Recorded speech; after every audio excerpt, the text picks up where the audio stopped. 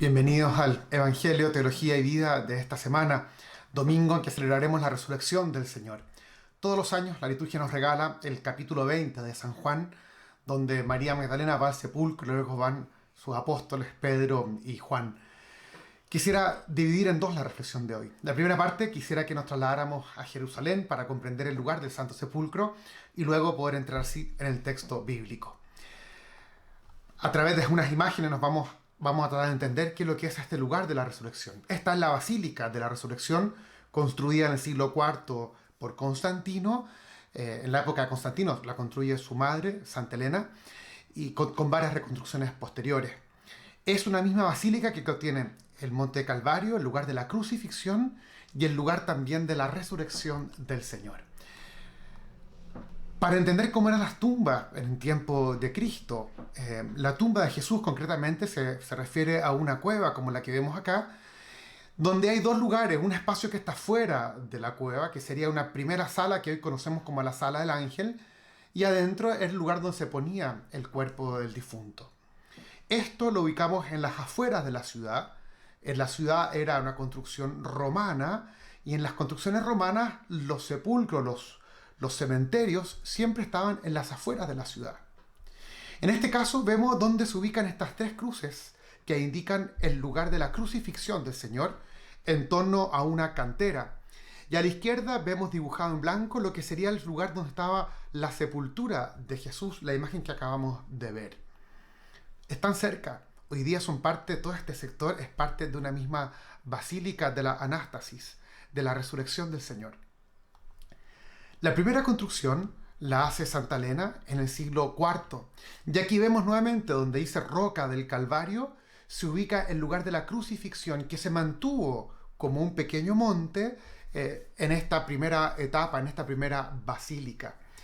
Donde dice edículo es el lugar donde se ubica la tumba de Jesús, que vemos que se sacó todo el cerro en la época de Constantino y se construye esta gran basílica. Tiene varias partes.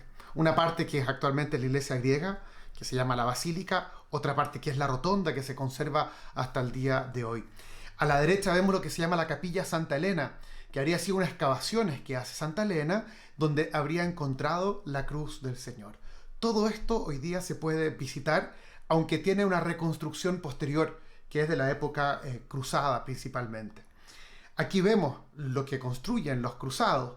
Se mantiene todavía el Gólgota y se empieza a construir una basílica que nos llegará hasta el día de hoy bajo esta forma, que pareciera ser un poco más compleja, pero contiene estos mismos lugares.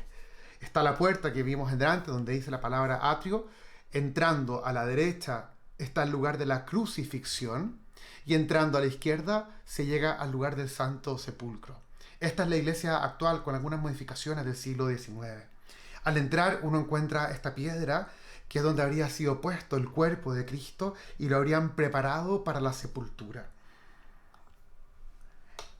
Entrando a la derecha uno sube una escalera que te lleva a un segundo piso donde está el lugar de la crucifixión del Señor. Es una capilla con tinte bastante oriental y bueno, uno puede acercarse y tocar el lugar donde habría sido puesta la cruz de Cristo. Volvamos a la imagen del sepulcro. Originalmente era algo similar a esto y se convierte en esta capilla que llamamos como el edículo, la reconocemos como el edículo. Tiene dos partes.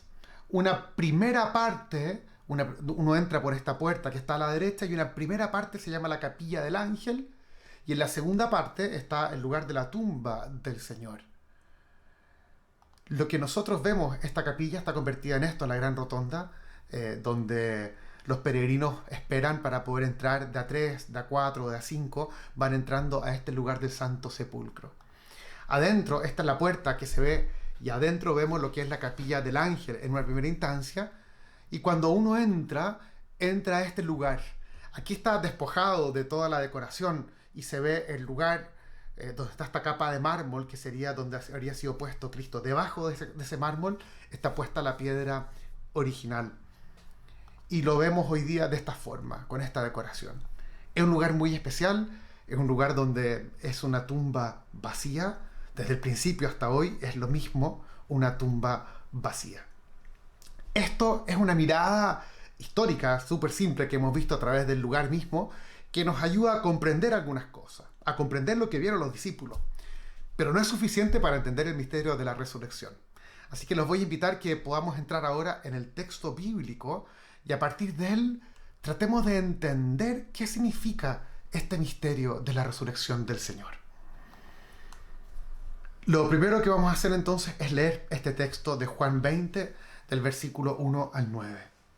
El primer día de la semana, de madrugada, cuando todavía estaba oscuro, María Magdalena fue al sepulcro y vio que la piedra había sido sacada. Ella corrió al encuentro de Simón Pedro y del otro discípulo al que Jesús amaba, y les dijo: «Se han llevado del sepulcro al Señor y no sabemos dónde lo han puesto». Pedro y el otro discípulo salieron y fueron al sepulcro. Corrían los dos juntos, pero el otro discípulo corrió más rápido que Pedro y llegó antes. Asomándose al sepulcro, vio las vendas en el suelo, aunque no entró.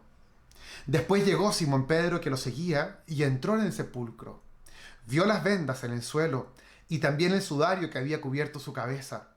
Este no estaba con las vendas, sino enrollado en un lugar aparte.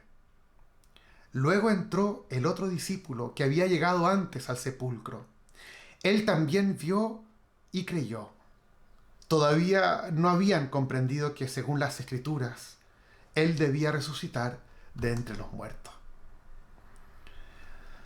Bueno, el texto es contundente y la forma que vamos a utilizar para introducirnos en este texto va a ser a través de los tres personajes que aparecen: María Magdalena, Pedro y el discípulo amado.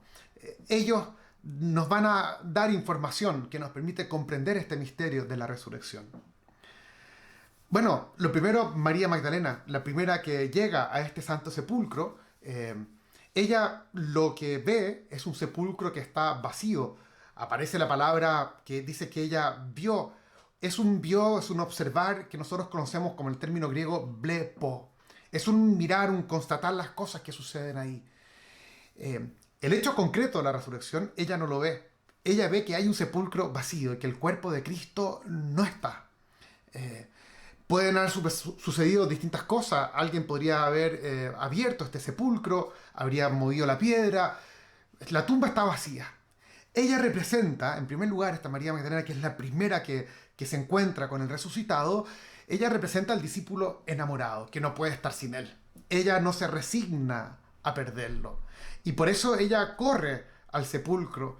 Fíjense que es muy distinto el sábado, que es el día del silencio, es el día de la tranquilidad, es el día del reposo. Se contrapone con esta imagen que todos corren. María Magdalena corre al sepulcro, después corre a anunciar a los discípulos, Pedro y Juan corren al sepulcro. Está todo rápido, todo ajetreado. Es muy bonito porque María Magdalena ve, pero ella necesita ir a la comunidad cristiana a compartir con ella lo que ha experimentado. Ella necesita que en la comunidad se le confirme lo que ella ha visto sola. Sola no le encuentra el sentido pleno a la resurrección. Necesita de los hermanos. Ella aporta con lo que vio y cada uno va a aportar. Esto es muy significativo porque la resurrección de Cristo es una experiencia con el resucitado, pero no individual. Es con la comunidad, es en la comunidad. Así lo experimentamos desde el principio. Dice el texto que ella corrió donde los apóstoles, donde Pedro y Juan, que representan también la comunidad y también la jerarquía. Pedro tiene esa dimensión más jerárquica, ¿cierto?, que la representa. Ella corre donde ellos y bueno, les dice, ellos corren nuevamente al sepulcro. Sabemos que primero llega el discípulo amado. Este discípulo amado aparece 4 veces en el Evangelio de Juan. La primera vez que aparece no se dice que es él, pero como se relata el texto, pareciera que sí es él, uno de los discípulos del Bautista, que lo van a seguir y que va a pasar la noche con Jesús, donde comienza a seguirlo como discípulo. Es el discípulo que aparece sin nombre y que representa a aquel que se encuentra con Cristo y se ve envuelto inmediatamente en una relación de amor. Ese es lo primero que se nos presenta de este discípulo amado, que vuelve a aparecer en la última cena, el que pone su cabeza en el pecho de Jesús, ¿cierto? Habla de esa cercanía y ese diálogo que Pedro no es capaz de ver, quién lo va a traicionar. este discípulo amado sí le pregunta a Jesús quién va a ser el que lo va a traicionar. Es importante que, sí, nosotros identificamos a este discípulo amado con Juan, con el evangelista Juan, y es él, pero por alguna razón no pone el nombre. No pone el nombre porque de alguna forma estamos nosotros representados en este discípulo amado. Fíjense que aparece después en el pretorio, él entra, él ve de cerca el juicio. De hecho, lo va a relatar con bastante detalle el Evangelio de San Juan. Él es fiel a Cristo. Cuando todos los han abandonado, él es fiel a Cristo. Va a aparecer a los pies de la cruz, pero en verdad ahí no se pareciera que no es Juan, porque se dice que no había ninguno de los apóstoles. Estaba María, estaba el discípulo amado, que representa nuevamente. Este discípulo amado se presenta de una forma distinta a los pies de la cruz. Se dice el discípulo al que Jesús ama. Y va a tener ese diálogo precioso donde le confía a su madre y le confía, ¿cierto?, el cuidado a su hijo. Ese diálogo es muy bonito porque es la comunidad cristiana la que está representada ahí a los pies de la cruz de Cristo. Lo encontramos aquí, el discípulo que corre y que llega antes que Pedro. A este discípulo lo mueve la pasión, el amor. Dice el texto bíblico que se inclinó hacia adentro para mirar lo que había y observó nuevamente el blepo, una primera mirada, que es esa mirada más material. ¿Qué es lo que vio? Bueno, vio lo mismo que había visto María Magdalena. Vio un sepulcro vacío. Recordemos que este sepulcro tiene dos espacios, ¿cierto? Una antesala y después tiene un lugar que tiene un arco donde se deposita el cuerpo de Jesús. Se asomó a ese segundo lugar. ¿Y qué es lo que vio? Vio una sábana fúnebre ahí puesta, y hay un montón de información científica que podemos sacar de esto, de cómo era la sepultura en tiempos de Cristo. Una sábana que envolvía el cuerpo por arriba y por abajo, y que tenía 3 amarras, una en el cuello, otra en la cintura y otra en el tobillo. Una sábana que medía unos 4 metros y que estaba doblada, ¿cierto?, sobre sí misma. Más estas 3 vendas. Lo que él vio fue solo esta sábana con estas amarras, pero como que estaba desinflada, es el término griego que se utiliza. El cadáver no estaba. Vio también o experimentó el olor, el aroma el perfume que había sido puesto en este sepulcro. De hecho, Nicodemo y José de Arimatea perfumaron esta tela. Se echaba un montón de mirra y de aloe. Eran cerca de 40 kilos de perfume que se le echaba. Y eso a lo mejor el discípulo amado vio, olió, y ese olor a los esponsales es el que puede haber llenado y perfumado el lugar. De alguna forma empieza a reconocer a aquel que ha donado su vida por amor.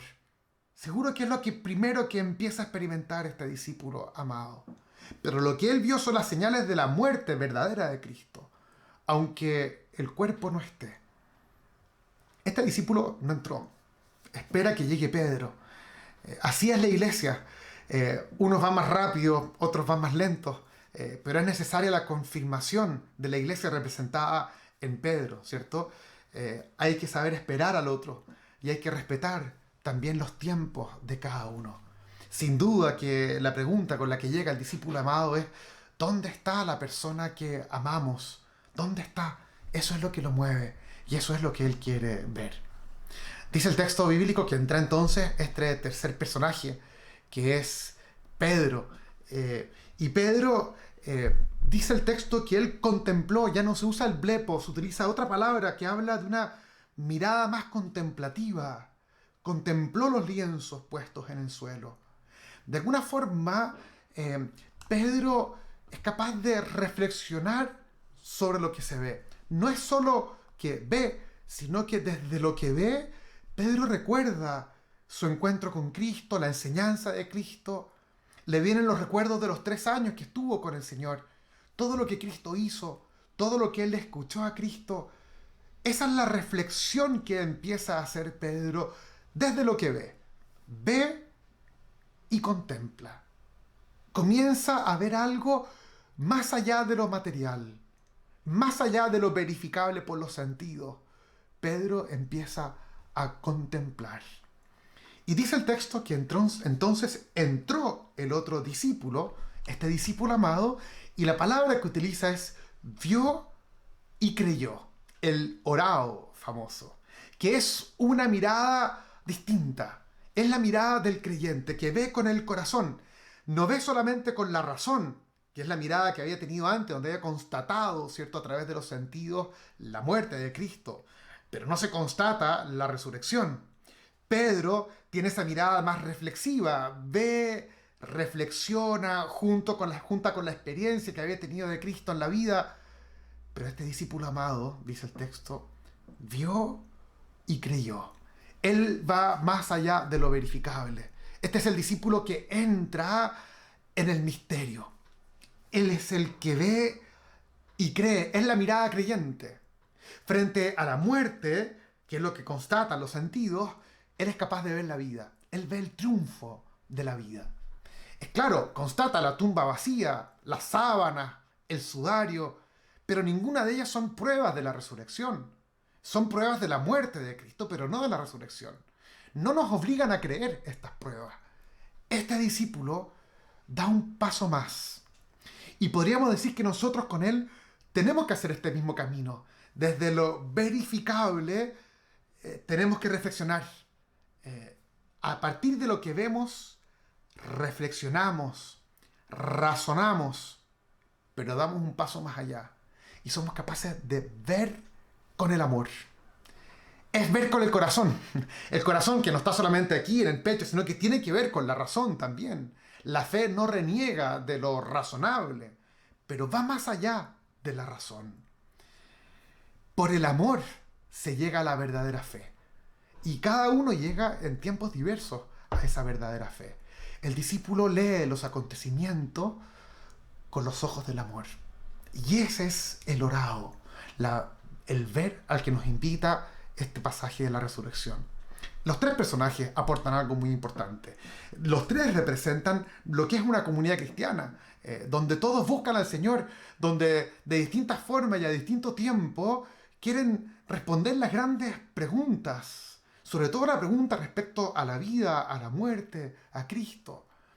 Estos tres personajes se complementan muy bien y se necesitan unos de otros. Pero sobre todo estos tres personajes reflejan el camino del discípulo. En María Magdalena estamos todos nosotros que buscamos de diversas formas, pero unidos, la verdad. Y cuando alguien experimenta esa luz, esa verdad, la comparte rápidamente con sus hermanos. Pedro también nos refleja a nosotros, que va un poco más lento, tal vez más aferrado a sus tradiciones, a las convicciones anteriores. De a poco va a llegar el misterio de la resurrección, pero va un poco más lento, aferrado a sus propias convicciones. El discípulo amado es aquel que se guía por el amor y aquel que rápidamente se encuentra la fe en el resucitado. María Magdalena, con la cual queremos terminar esta imagen, que es tan significativa, María Magdalena es la primera que tiene una visión clara del resucitado. Se le va a llamar, y el Papa Francisco retoma este nombre antiguo de ella, apóstol de los apóstoles. La primera que experimenta la resurrección de Cristo y que corre a anunciarle a los apóstoles que Cristo ha resucitado. Ella corre hacia la comunidad. Ella corre a anunciar lo que su amor le ha hecho descubrir. Ella va a decir, he visto al Señor. De hecho, no dice he visto a Jesús, dice he visto, y ese visto, nuevamente se usa la palabra griega orao, he visto al Señor. Si hubiera sido Jesús, de alguna forma hablaría de un Cristo que vuelve al mundo. No, ella no ha visto volver a Cristo al mundo. Ella ha visto al resucitado en el mundo de Dios, en una realidad nueva, en una realidad definitiva. Ella tiene esa mirada que solo el amor te puede dar. Es una mirada, un orao lleno de racionalidad, pero lleno de amor. Es un amor que no niega la racionalidad, sino que es un amor que está vinculado con la experiencia del resucitado. Nosotros sabemos lo que pasa después y lo vamos a escuchar los próximos domingos también. La experiencia del resucitado es una experiencia que se da en la comunidad cristiana, sobre todo cuando se juntan a partir el pan y cuando viven la caridad. Es Cristo resucitado que está presente con nosotros. Yo los quiero invitar a que este domingo podamos entrar nosotros a través de lo que vemos, y por eso partimos con estas imágenes del Santo Sepulcro. A través de lo que vemos, podamos entrar en aquello que no vemos. Así funciona el sacramento, la teología sacramental y la liturgia. A través de lo visible, queremos entrar en lo invisible. Queremos constatar con la ciencia los indicios de la muerte, el sepulcro vacío, pero con la fe queremos entrar en el misterio de la resurrección. Queremos contemplar este misterio como discípulos que amamos al Señor y que lo seguimos. Les deseo a todos una muy feliz Pascua.